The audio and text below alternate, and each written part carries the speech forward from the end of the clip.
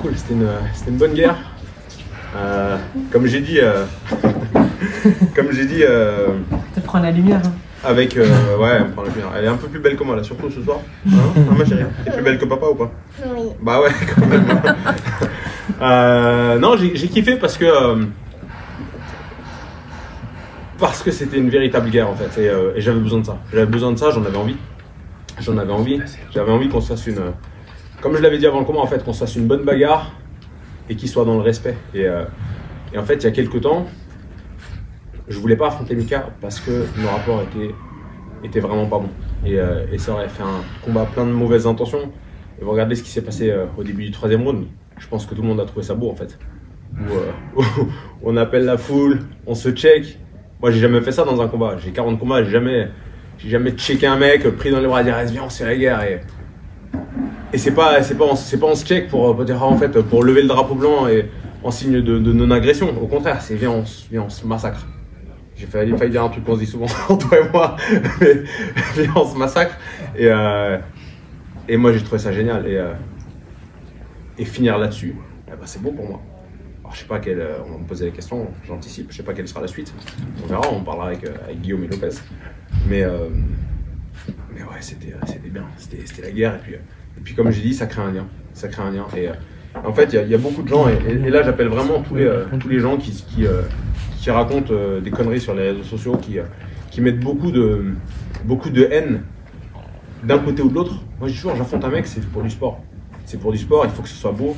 On peut faire des guerres sans qu'il y ait de la haine entre deux mecs. On est des sportifs, on est des combattants. Et moi aujourd'hui j'ai combattu devant mon petit bébé, devant ma meilleure copine. Hein, Lisée? Oui. C'était cool ou pas? Oui. Et même si papa il a perdu, qu'est-ce qu'il t'a dit papa? On allait quand même aller faire la fête. On va quand même faire la fête, exactement. Et puis c'est pas grave. L'important c'est d'avoir fait un beau combat et d'avoir tout donné. Et c'est ce que je te dis toujours, et c'est l'exemple que je veux donner à ma fille. Et pour moi, c'était un honneur de combattre devant elle. J'ai eu envie de combattre devant mon bébé parce que ça fait longtemps qu'elle me le demande. Ça fait longtemps qu'elle est fière de son papa et que j'ai pensé qu'aujourd'hui, elle était prête pour voir son papa combattre. C'est la première fois? Oui.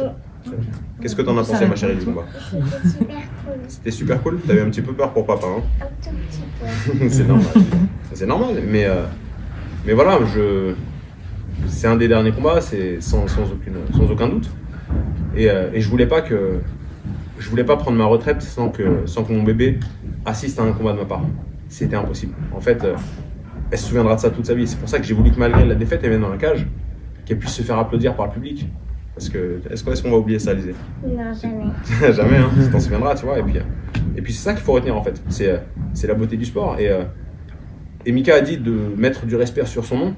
Et moi, je vais vous dire, mettez du respect sur le mien. Parce que, n'oubliez pas que j'ai 17 ans de carrière. Et à ce jour, c'est moi le papa des welterweight en France. Même si j'ai perdu. Je suis le seul Français à avoir atteint la 24e place mondiale en welterweight. Il ne faut pas oublier les accomplissements. Et on me parle tout le temps d'Abdoul. T'as perdu contre Abdoul, tu t'es fait défoncer par Abdoul. Comme si c'était la honte. Mais pourquoi c'est la honte? Abdoul, c'est le numéro 1 aujourd'hui. C'est pas la honte, il est super fort. Et il a 10 ans de moins que moi. Et je suis encore là, 17 ans après, encore là à performer au plus haut niveau. Parce que ce soir j'ai perdu, mais je me suis pas fait renverser littéralement. C'était un combat qui était serré. Et ça montre que je suis encore dans le top, malgré tout, malgré la défaite. Et c'est super important. En fait, c'est super important. Et voilà, je pense que j'ai bien résumé. J'ai fait un petit peu long, mais je suis bavard. Et puis je suis surtout content d'avoir pu faire ce combat et content d'avoir pu le faire dans la plus grande ligue de MMA en France, qui fait vraiment des combats exceptionnels. Bonsoir Carl-Isabelle Racine, Info Sport 75. Je vois que ta fille est à tes côtés. Est-ce que c'est ta force mentale, ton moteur, qui te permet d'avancer comme ça dans la vie? Alizé répond. Est-ce que tu es la force de papa? Oui. Vas-y, développe un peu. S'il te plaît. Comment tu fais pour donner la force à papa? Parfois, j'essaie un petit peu de m'entraîner, ça lui donne la force.